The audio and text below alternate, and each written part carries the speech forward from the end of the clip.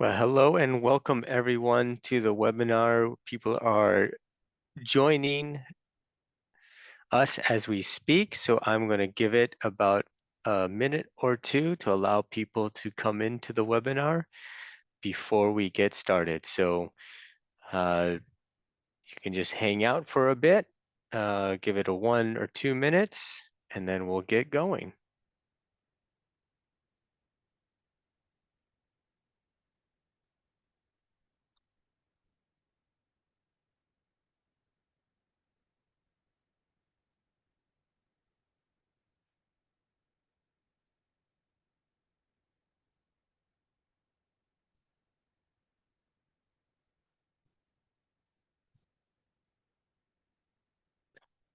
And for those of you who had just joined us, I was just saying thank you for joining us. We're going to give it about a minute or two as we let people join the webinar. I'm sure they're jumping in from previous meetings or perhaps even waking up.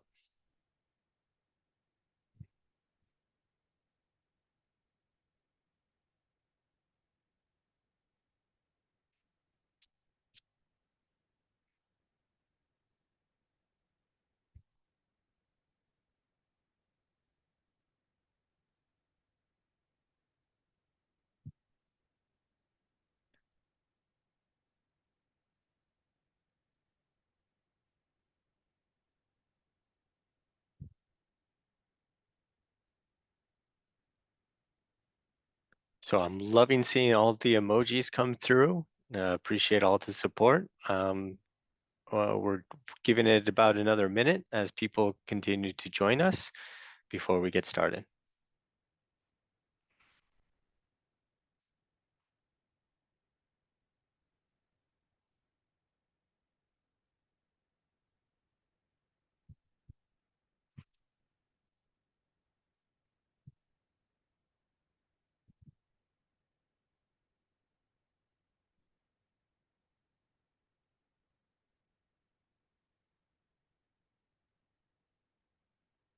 I still see the participant number going up, so that's a great thing. I think we're just going to give it a bit longer before let people join before we get started.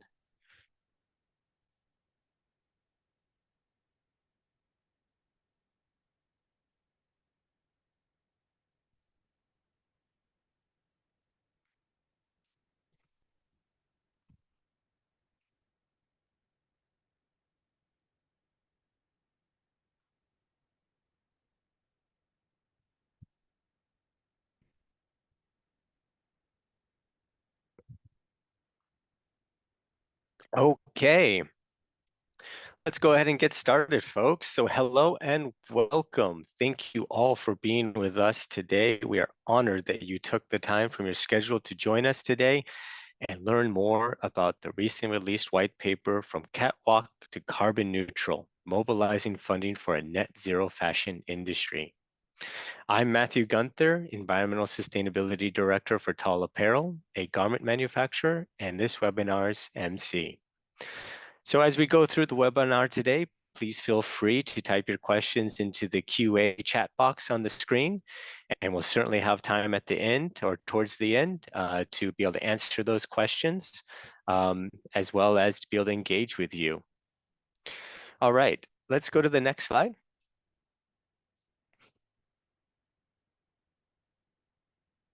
Next slide, please.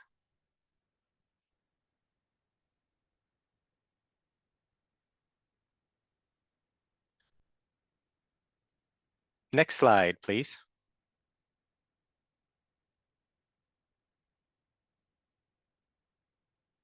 Okay, well, we maybe get the slide situation fixed. I wanted to start with giving a round of introductions to those on this panel with me today.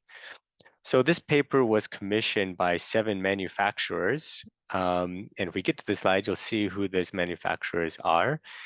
But they were from Artistic Milliners, Epic Group, MAS, Pactics, TAL Apparel, Simple Approach, and I believe I'm also, oh, okay, maybe there's a delay on my slide with the slides.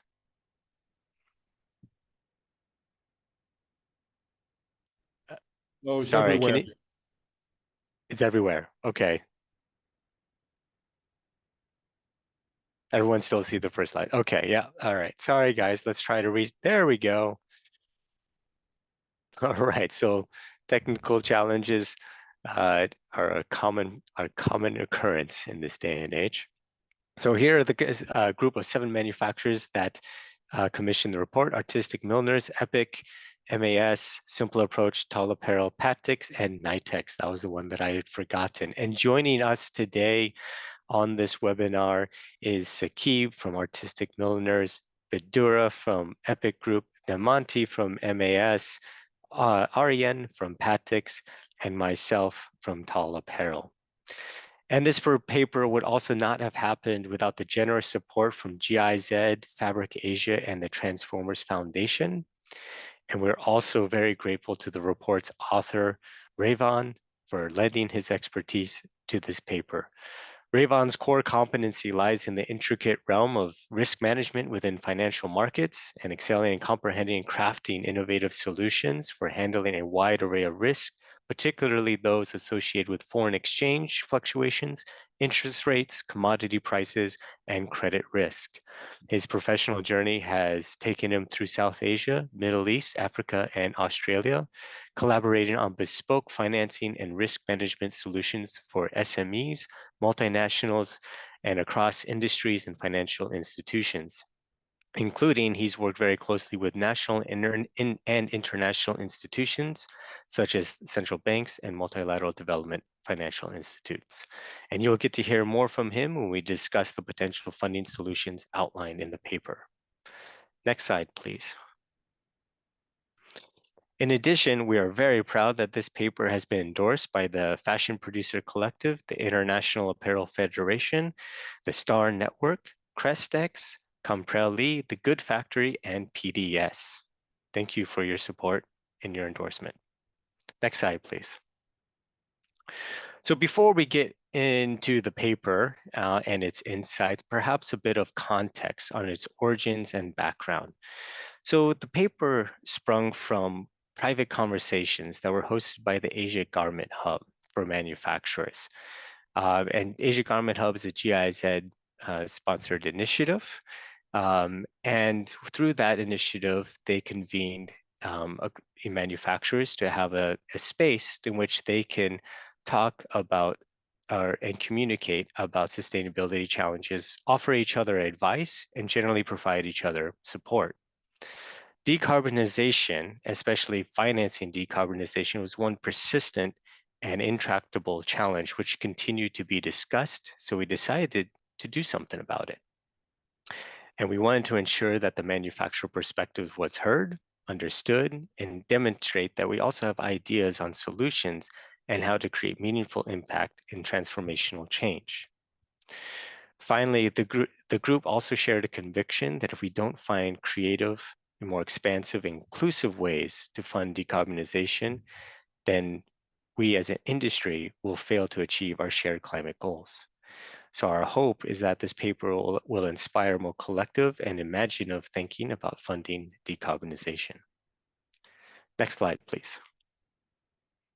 So one more context setting slide, if you bear with me. Decarbonization is one issue among many other sustainability priorities, which require a broader discussion on shared risk and responsibility among value chain partners. While this paper focused on decarbonization, especially on mitigation under the climate action umbrella, there are also funding needs for adaptation and resilience.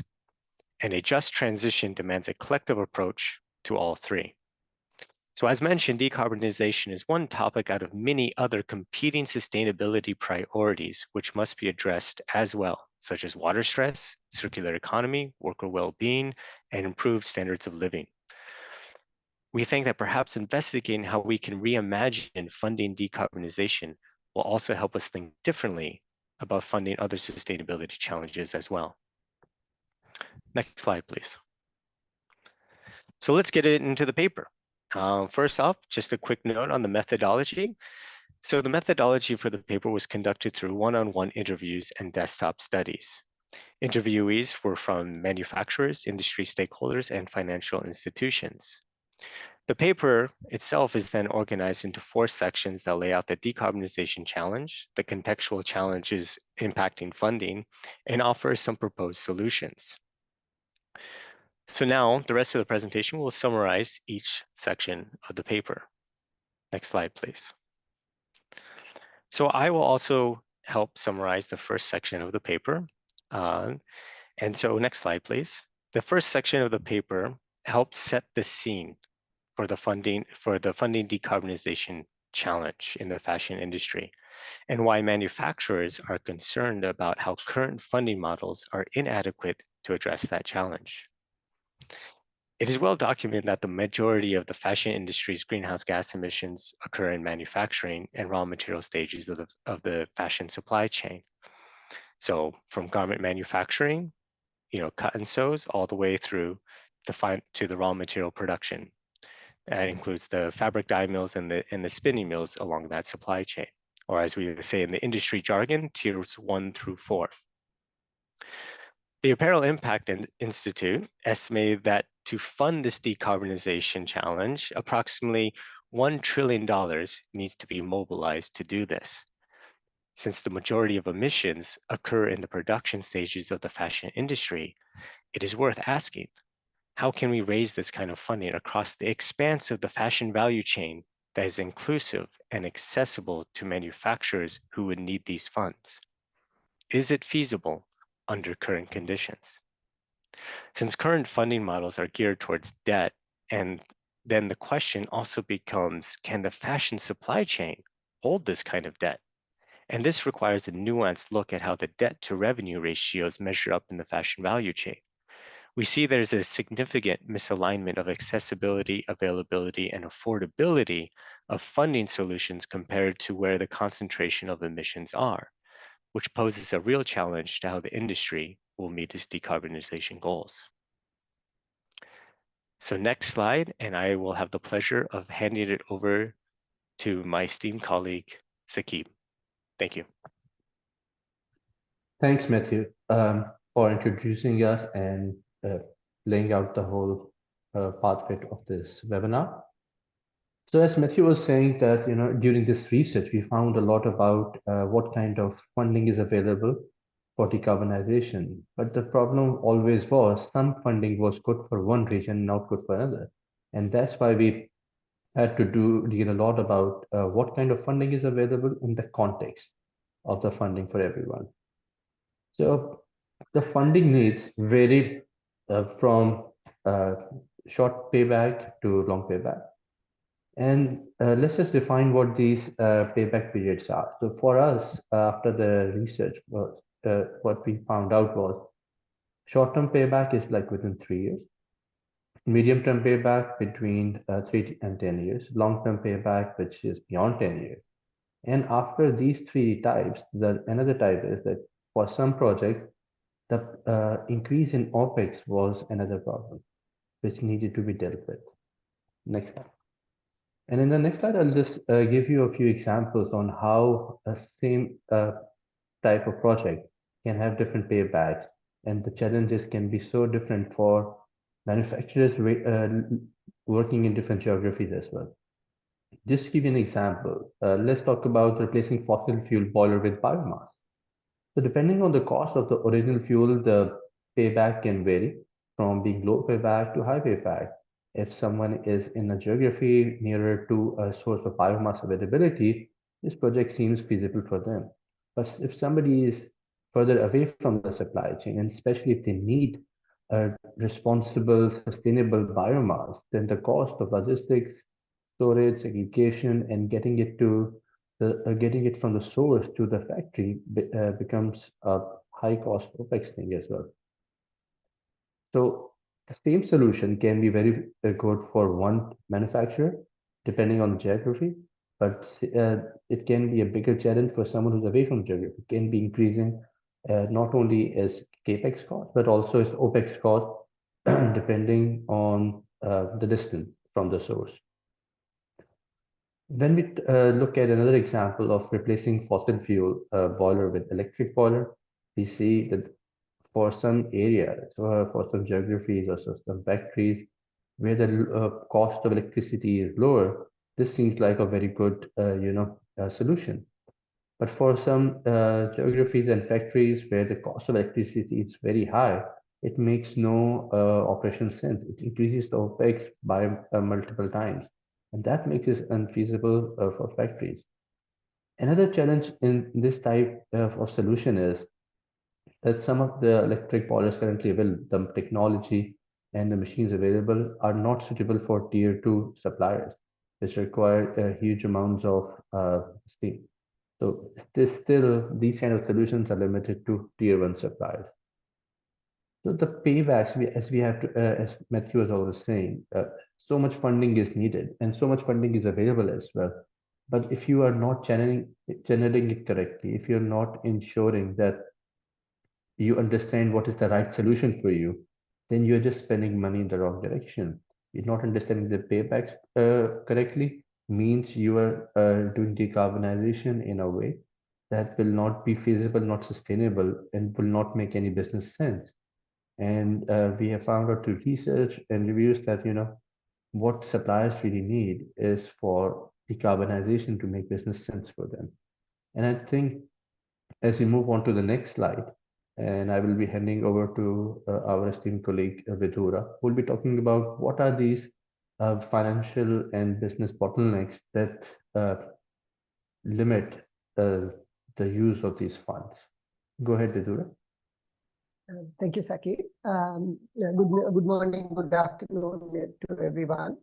So we have looked at 7 different business and financing bottlenecks. Of course, the details are in the report.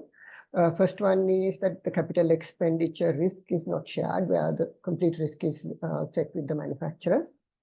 Second is a lot of the solutions that's being discussed by various organizations also are only related to debt, and not everyone is able to take on debt. So we are looking at, we don't have much solutions that are beyond debt.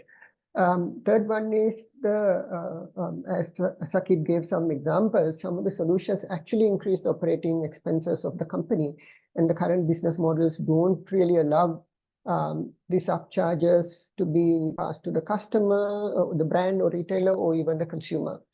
Then there's business cycle risk. So we know the last 1.5 years, quite a lot of industry players has been suffering because of low orders and low sales. And what happens if during these periods investments dry out? So looking at our 2030 targets, we don't have time to wait and invest only during the years that the businesses are doing well, because that means we will miss our 2030 targets. So we need to separate the business cycle from our investment cycle. Then the next one is debt affordability. Quite a lot of debt is not affordable for at least some part of the manufacturers. And what I mean by that is, of course, the indices are already high. So far it's around 5.4, I think, right now. And because the overall debt is high, cost is high for a lot of players, the investments are difficult to make. The next one is lack of tools to de-risk investment and debt, because, for example, there are country risks and there are risks of repayment for small and medium enterprises. So unless we remove this risk from them, borrowing will be difficult. The last one is not really a financing bottleneck, but there are a lot of challenges with local policies for renewable energy integration and energy transition that also slow down the decarbonization work. Next slide, please. So what the report says is this. For some parts of the supply chain, especially the large and medium scale manufacturers who also have a fair visibility for their order cycle, there are funding mechanisms for short-term payback projects. But when it goes to medium-term payback projects, only very limited funding is available, and that generally is for large manufacturers only. We did not find any models that are supporting funding for long-term or no payback projects that is at sufficient scale. And we did not find any models that support projects that actually leads to increased costs. Next slide, please.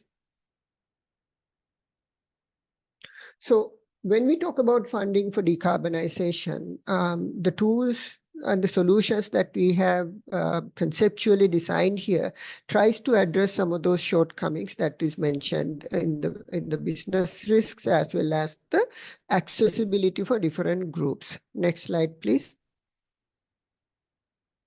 So we have broadly categorized the solutions into 3 groups. Solutions that evolve our existing business models to a new phase so that the funding can be made available. Solutions that increase the penetration of existing financial products for manufacturers. And the third one's solutions that are coming from a policy and regulatory frameworks. I will talk about the first one. Next slide, please. So the first solution that we're talking about is something called the Fair Climate Fund. Now, this is not something that is quite unique to the fashion industry. We all know fair trade model where there is a premium that is given. If you look at fair trade garments, for example, the model, how it works is manufacturers as well as brands put certain amount of their value into a pot, and that pot goes to improve livelihoods of the workers who made the garment. So we are extending that model. And here the illustration that we created was that we ask every party in the value chain, brand, retailer, all the way up to raw material supplier, to contribute a percentage, say for example, 1% of their sale value into a pot. And this fund can be used for any decarbonization project in the supply chain. Now, what is unique about this fund is that because it's a fund that is raised out of contribution, it doesn't have to be given to manufacturers as debt. Some of it can be grants, and it can also fund projects that increase the operation expenses, as well as projects that may be related to climate resilience. But it also is a solution that is not based on debt. So organizations that are currently unable to get debt, maybe they have low credit rating, maybe they are highly leveraged, maybe they don't have good visibility to future orders. Even those organizations can benefit from this type of fund. Next slide, please. So second one, now we are looking at how do you all business models. So brand supply debt repaid via product discount. So this is unique. So one of the reasons this method is created is to decouple the business cycle from our investment cycles. What this model envisages is that a brand or a retailer may offer debt to a tier 1 or tier 2 manufacturer. And the repayment is based on a product discount. Now, what it does is if the brand does, let's say the brand places $50 million worth of orders with me, and let's say I give 5% of it as a product discount, which goes to repay the loan. And if next year, due to some reason, my orders reduce to 25 million instead of 50, because I'm paying 5%, the amount of money I had to repay is much lower. So what this does is, unlike a traditional loan, where if I take money, I still have to make the same payment or the relevant payment every year.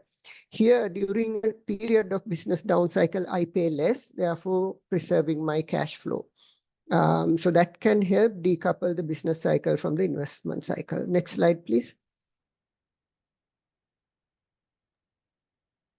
So the third one is cost sharing with consumers, because we felt that in the long run, to get to all our decarbonization targets, it's probably not practical for the value chain itself to bear the cost. Cost sharing with the consumers in some model is required. Here we are visualizing a tag that identifies the products which has a premium built in, and that premium again goes into a fund which can be lent to decarbonization projects of the value chain of that product, the value chain that manufactured that product. Again, like the case number one, it can be used to fund decarbonization as a solution that is beyond debt. Next slide, please. So I invite Revan to take over from this point. Thank you, Vidhura. So Vidhura touched on, we spoke of three categories of, or three models, or three categories of solutions that we looked at. And Vidhura spoke to the first category, which is we spoke as business model evolution. There are the two remaining categories, which is the second one is increasing penetration of existing financial products. There are four solutions there, and then the final category, which is policy and regulatory frameworks, which has one solution. So this is the second category. This speaks to green bonds and equity. The green bond space specifically, if you look at the debt space, right, the sustainable bonds, if you look at just the 2020 to 2023 period, I think there were about $3 trillion of issuances, right? When we look at the equity space, right, where people are looking at taking equity investments or listing equities that are tied to ESG-linked investments, the amount of money that's going in there, the amount of capital that's going in there is extremely large, right? So what we are speaking to in the solution here is to have the manufacturers sort of tap into looking at raising financing via green bonds and green equities, again, focusing more on the equity space because that sort of diversifies your funding sources to address the types of projects that may generally not be financed or not financially viable for debt. The next slide, please. Islamic finance, again, a solution that has seen wide acceptance in the world, from all parts of the world, all types of industries. Again, put things in perspective, the asset base in the Islamic world is in excess of $2 trillion. Huge pools of funds looking at financing Islamic development products. You've got also specialized banks. So you have the big multilaterals and the DFIs, but now you have Islamic development banks, right, which have committed 35% of their funding over the next 3 years, which is for climate financing. So there are the Islamic financing institutions are coming with huge, deep pockets. And then you have the institutions like the IDB looking at focusing 35% of their funding for climate financing, again, therefore, the importance of the garment industry and the manufacturers looking at tapping into these sources of funding. Next slide, please. Mitigating business cycle risk, right? We talk about insurance from investments to cover disruption or downturns that businesses go through. This solution doesn't primarily increase the availability of financing to businesses or to projects, but we believe this solution would significantly increase the accessibility of financing to a lot of companies and a lot of businesses, right? The insurance comes in and gives them cost reductions and sort of makes their projects, which may not have normally been attractive to investors, possibly making it attractive when you bring in the risk mitigation via insurance policies. The next slide, please. And this speaks to the policy and the solutions we spoke on with regards to policy and regulatory frameworks. So we've come up with one solution here, and this is the establishment of a just transition fund. And that can come with credit guarantees from governments or DFIs or MDBs, as they call them, or export credit agencies to look at actually financing, I would say even the long-term projects, the no payback projects, etc. So this is a very critical piece, a critical solution that we believe should be taken up and taken up on an urgent basis.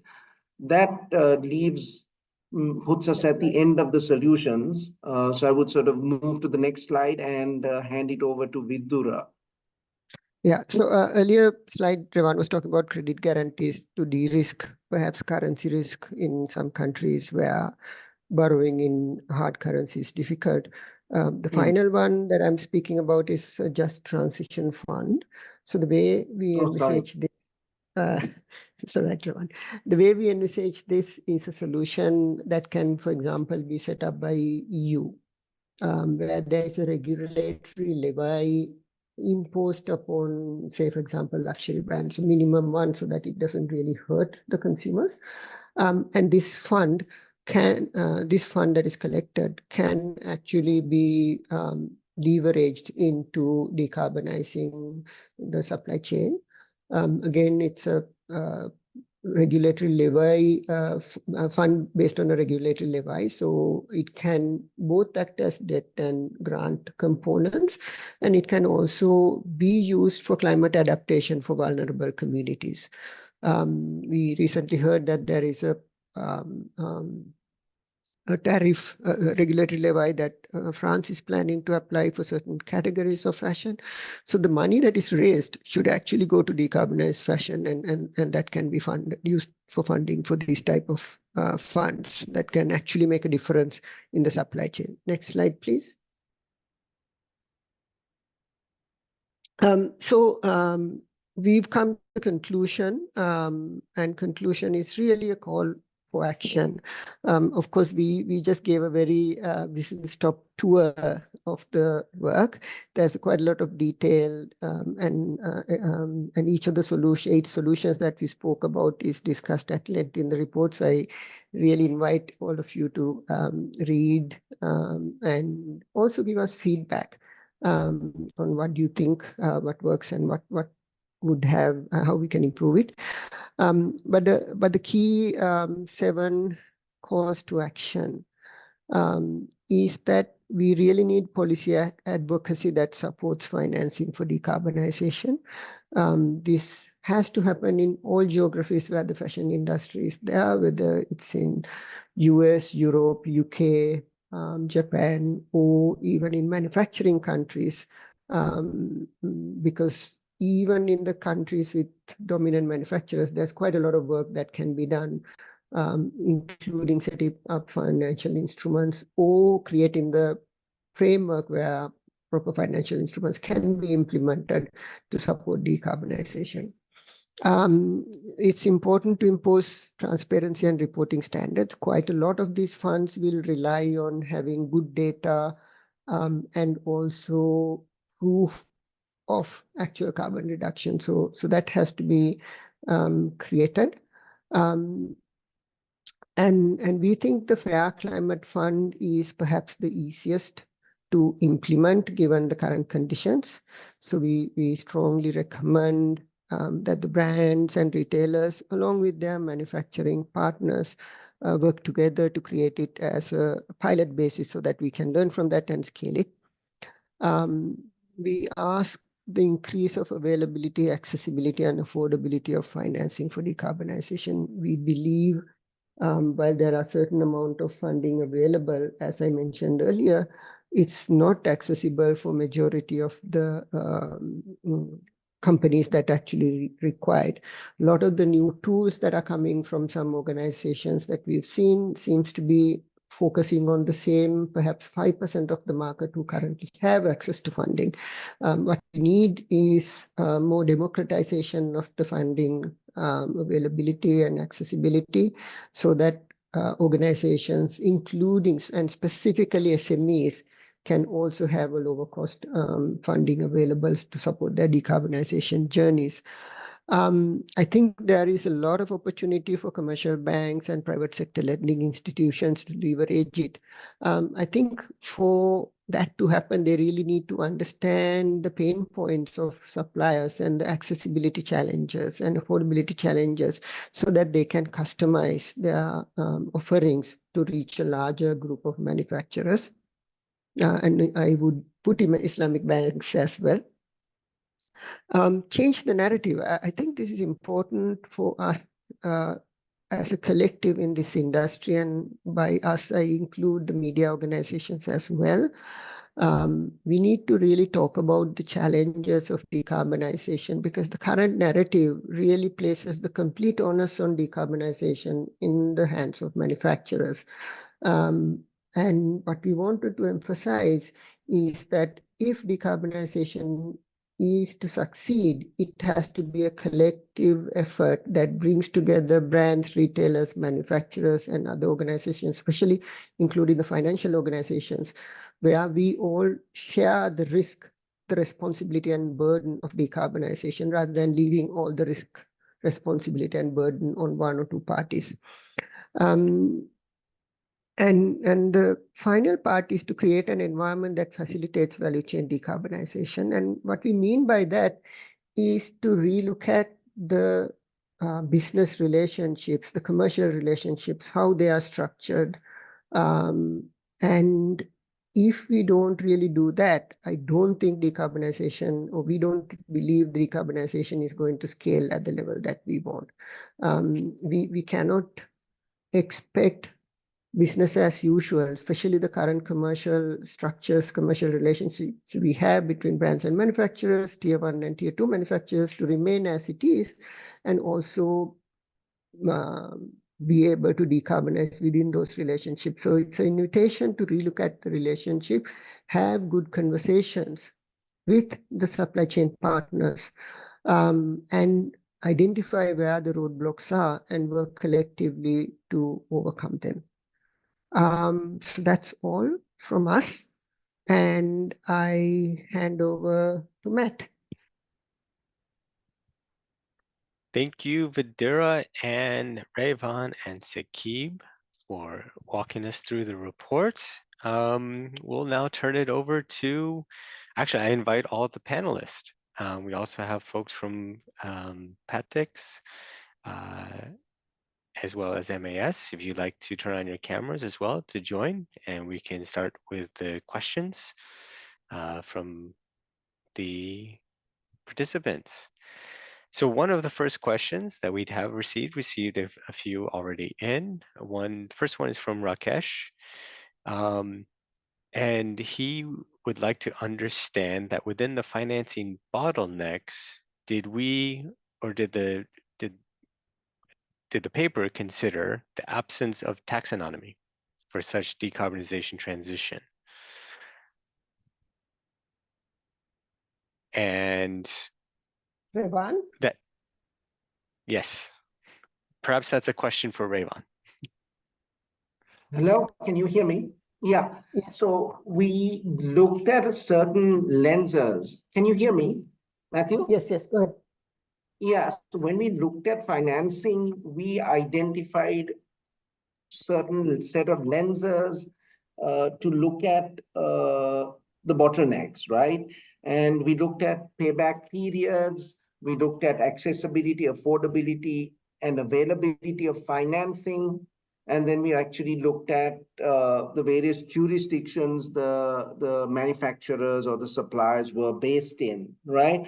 But yes, we do understand the need of looking at it from this additional lens. But I guess the current paper does not specifically speak to it. But if you look at how the paper is structured, maybe there are nuances and references that can be actually applied to the question here. I think that's, Vidhura, would you like to add to that?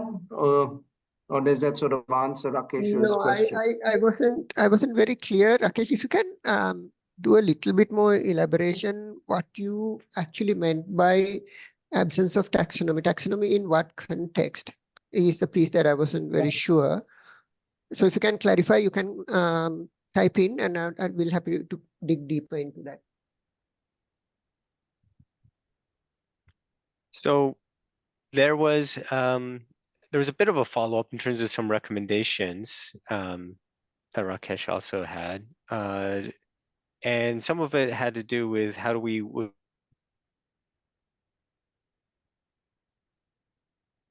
could have referenced, for example, or the ESRS or the UKTPT. So I'm not sure which ones. I am unfamiliar with those, but Revan, maybe perhaps you're familiar with them, and how those might have been included within the report, or how they would fit into it. So if I can come in. Sure, go ahead, Revan. Rakesh, I think how I looked at your question on taxonomy is the classification system that defines criteria of certain economic activities that are aligned with the net zero trajectory, right? So that's what I was looking at. But if you are looking at it from a different perspective, we're happy to sort of take it offline and see if it is addressed. I guess Rakesh can hear us, right? Yeah, go ahead, Revan. Yeah, so I guess that's how I looked at it. Sure.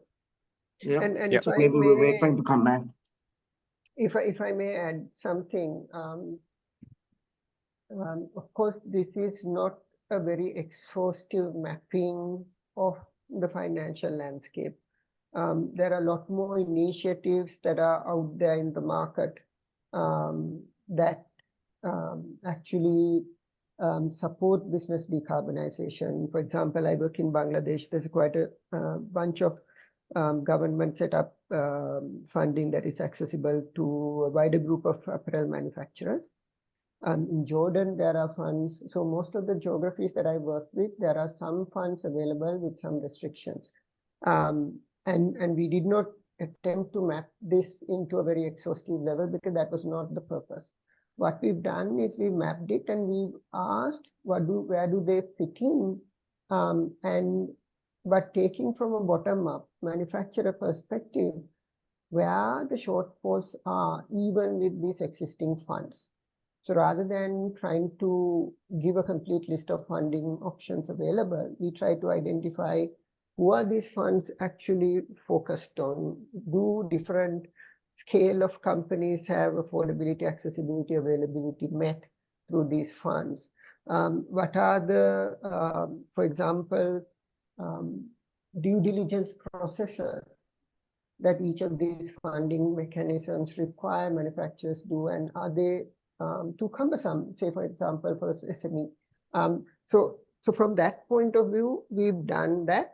So of course, there are places that we can put a lot more other funds, but I hope you understand the purpose of it, and our framing was slightly different. But we take your comments very seriously, and thank you very much for them. Yes, thank you, Vidhura.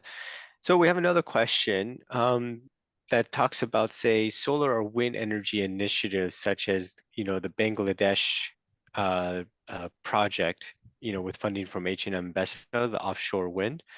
How does that kind of fit under the funding? I'm going to kind of interpret this question a bit because it's not, but how does that fit under kind of the funding mechanism?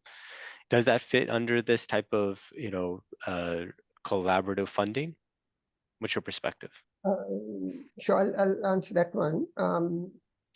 There's not a lot of information about this funding because while we appreciate greatly H&M and Bestseller's initiative to do that, this is a national level infrastructure fund. So it does not fit to the model here in this process. What we are talking about is how suppliers can fund their own decarbonization needs. Having said that, decarbonizing a country like Bangladesh is also a greater need, and any funding and technical input that is going to the larger transition of national decarbonization is also very important in the overall scheme of things. But it doesn't fall into this particular framing that we have taken on this white paper.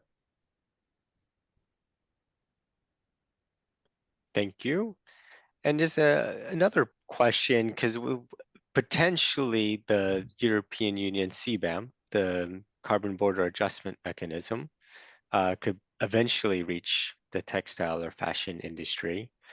How might that change, or does that fit in with also this type of funding, or how that might change the perspective of funding decarbonization in the fashion supply chain with such a mechanism, say, in place?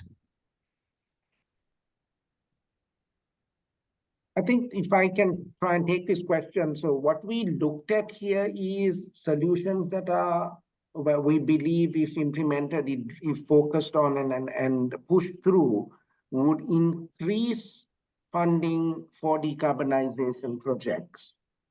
Okay, and then again, we spoke about the increasing availability, increasing affordability, and increasing accessibility for certain types of projects that currently do not even get access to any form of financing, whether it's debt, equity, or even grants.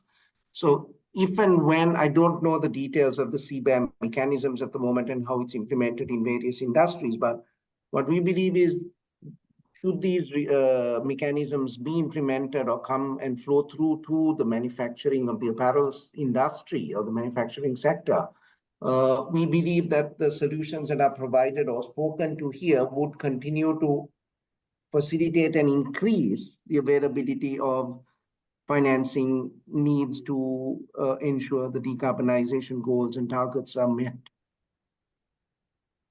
Can I offer a slightly different perspective? In my opinion, this is more the case of brands and manufacturers urgently coming together to collectively fund. Because we have a choice. Either we raise the funds, and from the brands, from the manufacturers, and from the consumers, we collectively raise the funds and decarbonize, or we pay it twice. First, as a regulatory levy at the border, and then still again at that. So to me, if we want to keep the longer term costs under control, I think making those investments in a collective manner makes all that more sense when we are looking at future of CBAM. And maybe just to add, Vidhura, another point of view is it'll heighten the disparity more for medium-term players, because I think if it's a bigger company, they'll be able to fund their decarbonization, hence be eligible and be more attractive to a brand. So while it'll create economical sense, it might not solve the problem of moving the full industry to decarbonization. So I think that's one other avenue. I think we all are encouraged by regulation coming in, but then to address the disparity, I think we still need this type of funding mechanism and collective action.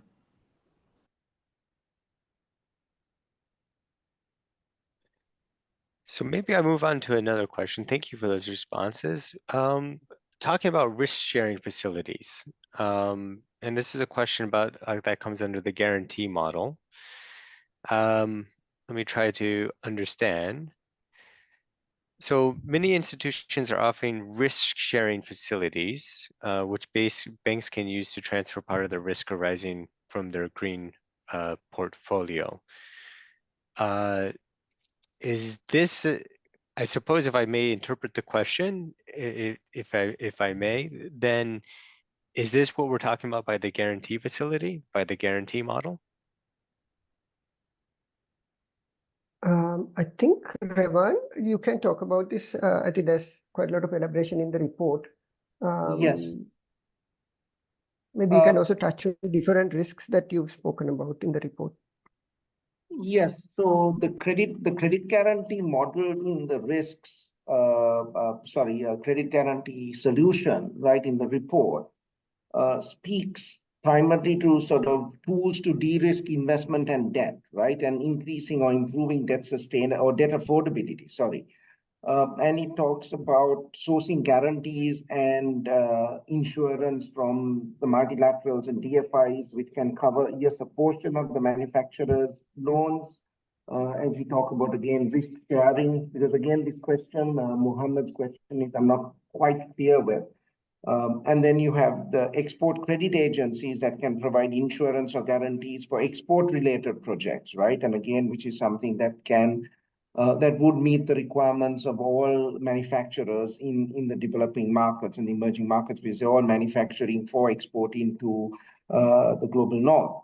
And then, of course, it speaks to government guarantees for certain cases, which can actually look at promoting sustainable practices. So you can bring in sovereign guarantees and give that to manufacturers who are focusing on sustainable practices. And then you also have the standard financial institutions that can actually provide guarantees, etc. Excuse me, which can actually mitigate interest rate risks, foreign exchange risk, etc.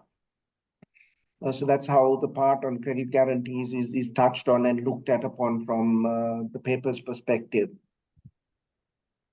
I just wanted to add one more component we looked at in the guarantee model is something called the business cycle insurance, which is a different type of a guarantee.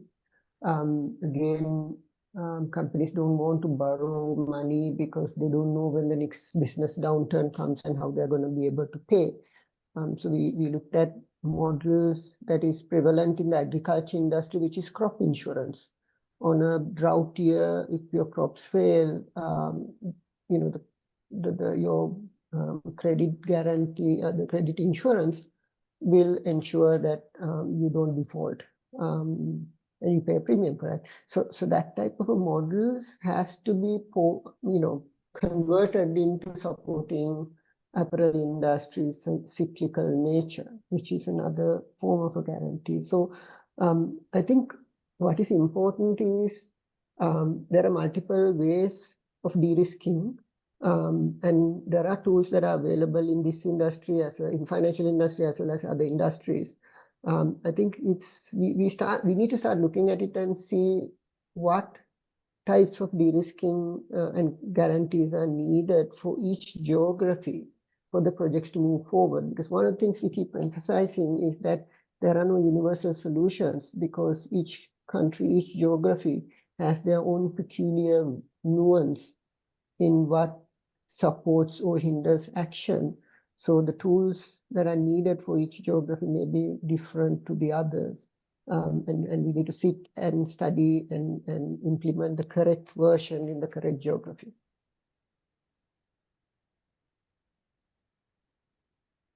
Thank you. So we do have a comment that kind of touched on a point that was made earlier on, is that decarbonization is one of many other sustainability priorities that manufacturers face. And, you know, one of the hopes that we had as manufacturers in commissioning this report is that this helps kind of rethink not only decarbonization and funding decarbonization, but also how we look at how we approach other sustainability challenges as well.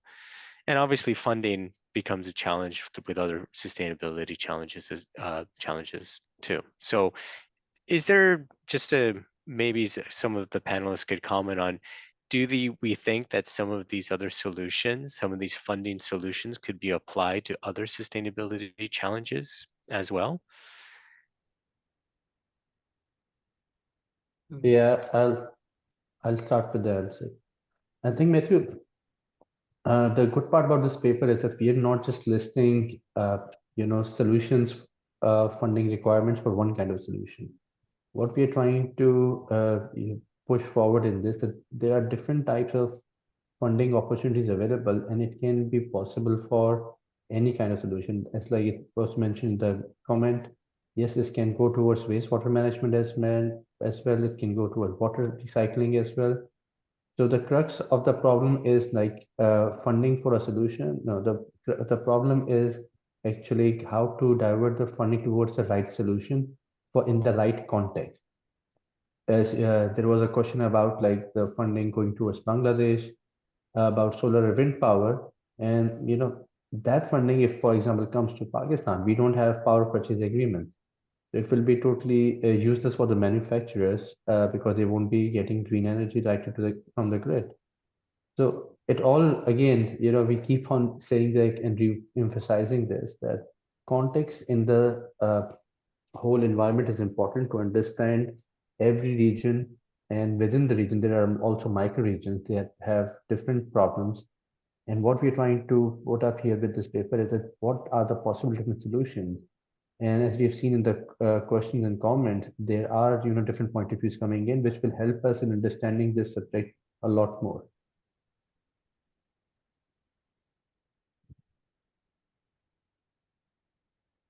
Can I add something there? I think it's not so. I think sometimes it's good to zoom out, because I think one of the things is like we said, change the narrative, and I think it's important that whatever subject is passing around, that there is a good conversation between the brands and the suppliers on what are the priorities and how are we going to approach it, and who is going to pay for what. I think that is the ultimate goal on any kind of subject, and have a reasonable risk, financial risk, all over the supply chain. I think that is, for me, the core of this project. We can have many technical discussions on whatever, but depending on the region you are, circumstances. I'm in Cambodia. The whole energy problem is a completely different one than in Bangladesh. The financial system is different. Tax regimes are different. So there's many things to it. And you can find many different ways of solving the solution. But one thing I think is important, to get that dialogue going with the parties that are requiring certain things from us, and how we can help them to get that going. And I think that is, for me, the main thing and the most important thing of that report. And we don't only want to complain, but we also want to give some suggestions and ideas how that could possibly work.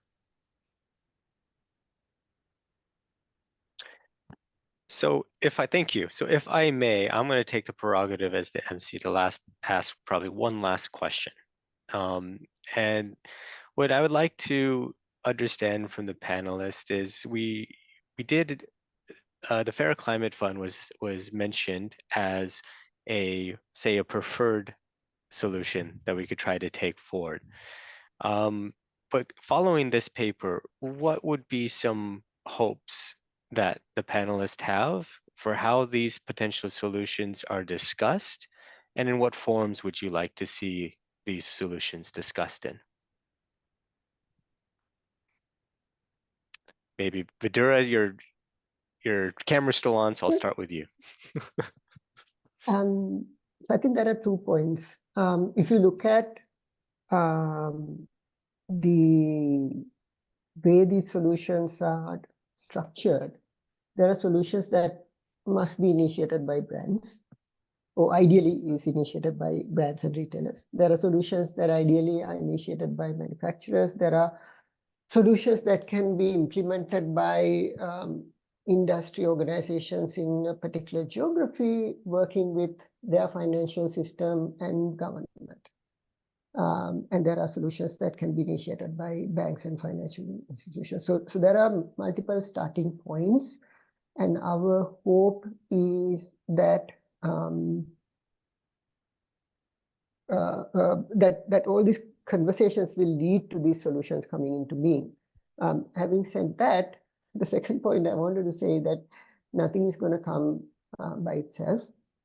We as industry participants, whether you're a brand or a manufacturer, will need to take the leadership to create these solutions, pilot them, and scale it so that everybody in the industry can benefit. My request is, and I hope, and it's not only a request, it's something that I also must do, is to talk to various partners in the value chain and financial industries to curate and initiate these different solutions. Not all of us will succeed, but a lot of us will succeed if we start that conversation. And if you're a manufacturer, please don't wait until your brand starts this conversation. You need to figure out a way also to begin this conversation. Although I know it's a very difficult thing to do. It will come, but it will come out of our own agency. Thank you. Thank you. Saqib, did you want to? Yeah, as Vidhura said, we cannot rely on external action all the time. We have to be proactive.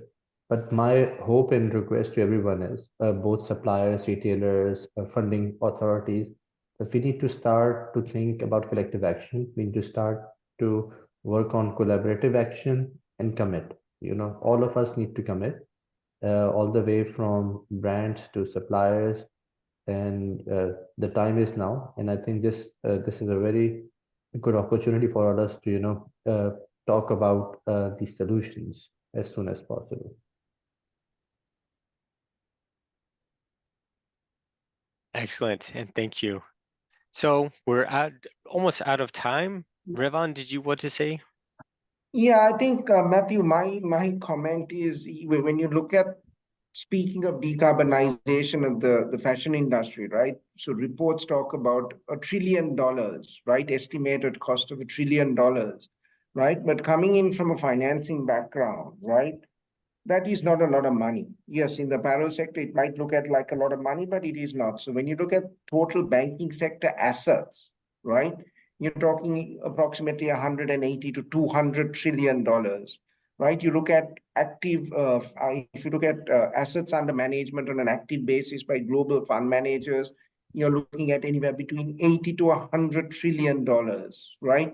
So there is substantial money out there, right? And I'm not talking about the endowments, the pension funds, etc., or grants and stuff like that, right? So the money is out there, right? It is actually getting the manufacturers, or it's very important that the manufacturers start talking and engaging with the necessary stakeholders to actually connect the financing to the project. And that is what generally doesn't happen. And this is what this report also speaks to. I think the 3 A's, which is accessibility, availability, and affordability. Thank you. I think that's a great way to wrap up this session. And really is that call to action is how the money is out there, is how do we mobilize it and funnel it to where it's needed. And I think that's a great way to do it. And we're not going to do that without a collaborative and collective approach and conversations within the industry. So with that, thank you very much, everyone, for joining the session today. We appreciate you and we appreciate your time. We hope to have more of these conversations in the future. Thank you to the panelists, to our supporters, GIZ, Fabric Asia, and Transformers, as well as our esteemed author, Revan. And I believe everyone will be sent a copy of the report or a link to it. If you're a manufacturer on this, please go look at Asia Garment Hub and join the supplier meetups. We look forward to talking with you there and sharing your challenges as well as solutions and providing you with support in our support community. So thank you very much. Take care, everyone. Thank you.